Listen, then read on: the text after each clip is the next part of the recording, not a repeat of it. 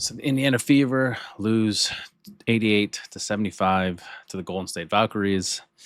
Indiana falls to 14-10. Golden State improves to 18-7, wins its eighth straight and its fifth straight road game. And look, after watching the entire game, it's not difficult to understand why the Valkyries are the hottest team right now in the league. They're good, like they're genuinely good, right? They're physical, they're disciplined. I think they just have a good deep roster. They don't need one player to completely take over the game and beat you. And I think from the Fever side of this, I think there's a lot to talk about in this game. Because this wasn't just one of those games where you shrug your shoulders and say, well, the other team made more shots. I think there were clear issues. I think the pace wasn't there. I think the energy wasn't there early. I think the turnovers kept coming at the worst possible times. I think, Caitlin Clark already was dealing with a back issue. Then she takes a knee to the leg and ends up playing only 26 minutes. And I think that definitely had a massive part in just the overall scheme of how they played.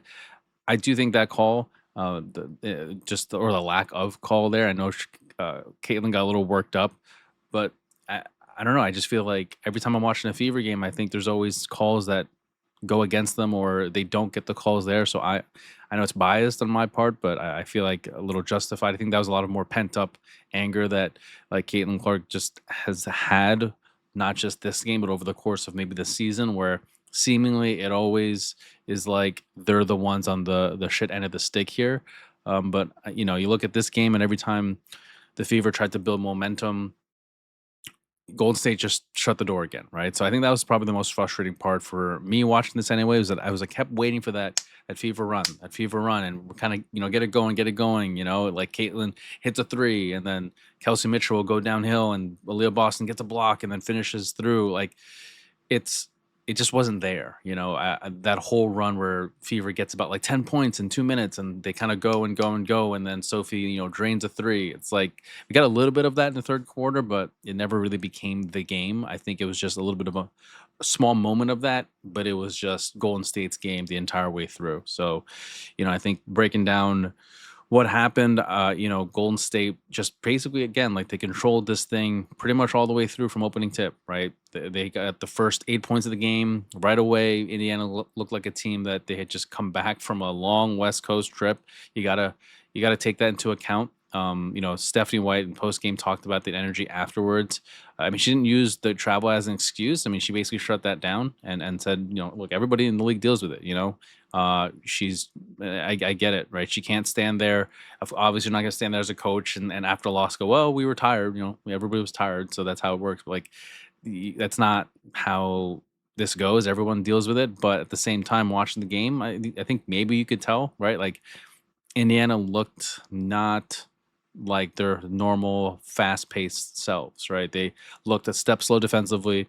They weren't getting into their actions quickly. I think Golden State looked much more decisive with the ball, and even though Fever only trailed 20-18 after the first quarter, I think the tone of the game already favored the Valkyries. I think you looked at like Kelsey Mitchell basically was the reason Indiana remained attached. She got 9 points in the first quarter.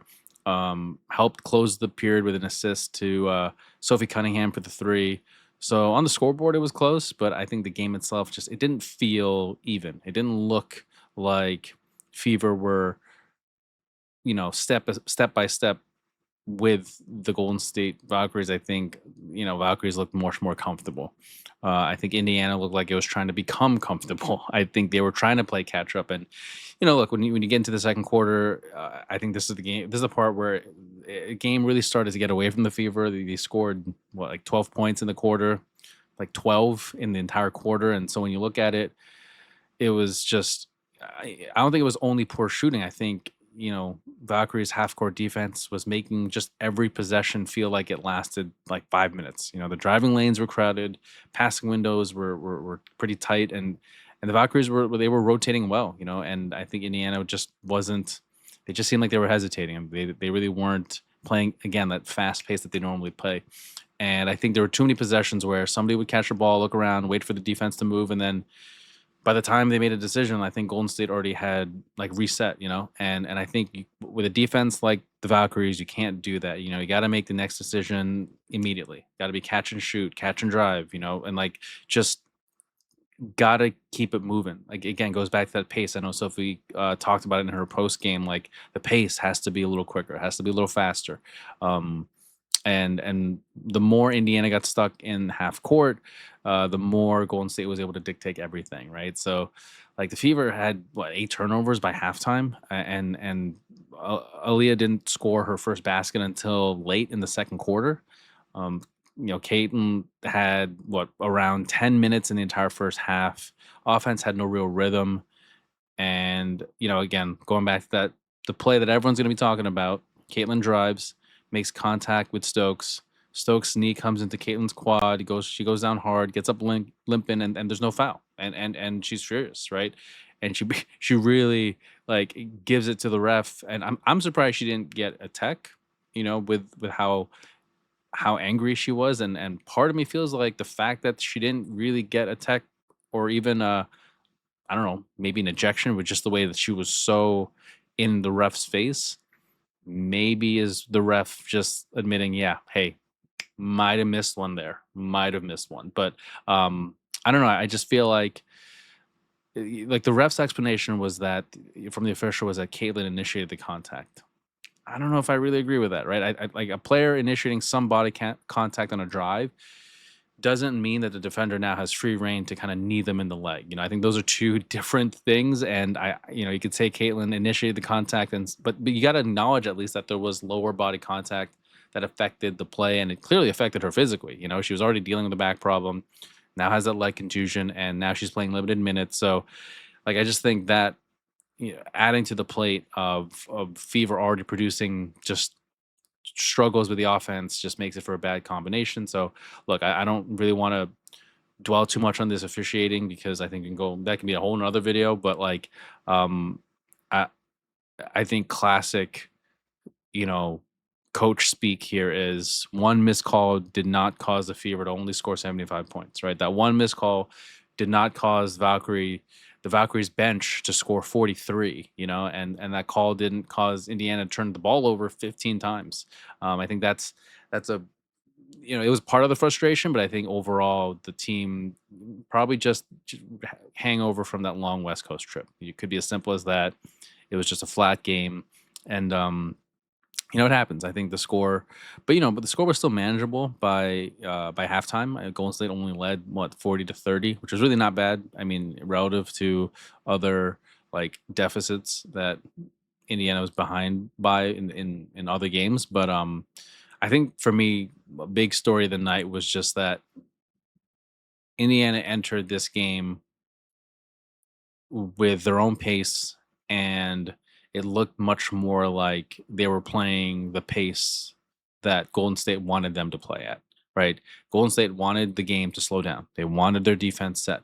They wanted Indiana operating against bodies in the paint and defenders already positioned in the passing lanes and things like that. And the Fever are a team that does opposite, right? They want Caitlin pushing the ball before the defense gets even organized. They want Kelsey Mitchell attacking defenders who are already backpedaling. They want Aliyah Boston running directly, under the rim and getting, points up that way. They want quick decisions and chaos almost, right? And there was kind of none of that. I think what Fever finished with 4 fast break points. I think it was just 4, So I think that's a big reason why they struggled this game, and so whenever you think like whenever people kind of say like, all right, play faster, they think that immediately means like just rushing down the court and sprinting down the floor after every basket. But I think it starts with defense. I think you have to get stops, you have to create deflections, you have to rebound, you have to produce live ball turnovers and things like that. Like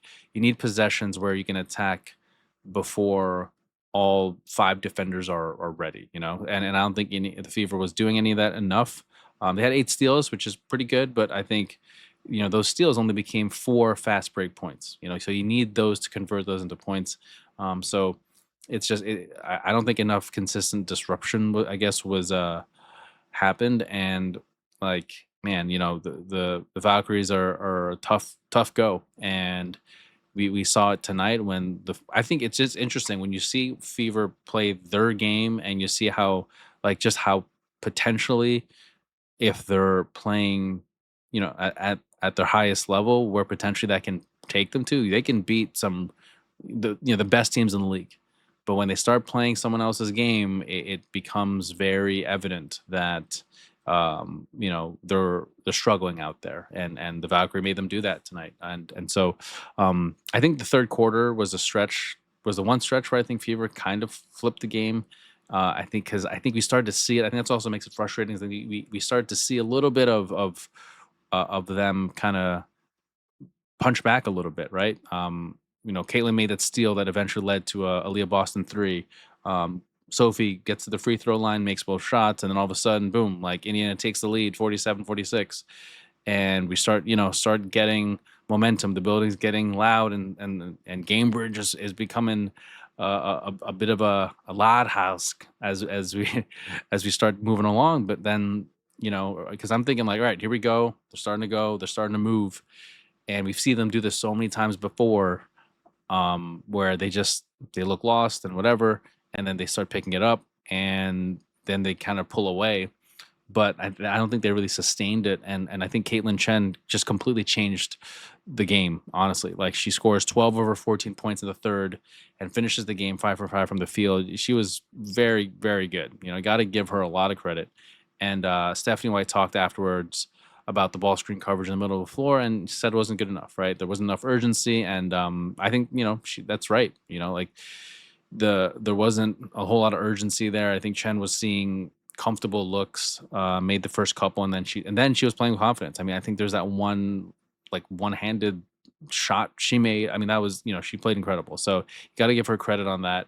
And when you look into like just those little moments that could have been more and could have had Indiana pulling away, Valkyrie was able to fight back, and then they basically closed the quarter out, leading 58-51. So, like, it sucks that the Fever's best stretch of the game still ends with them trailing by 7. And as we go out to the fourth quarter, that's when Golden State just starts to kind of, I guess, really take over the game a little bit. I mean, like the lead gets to 63-51.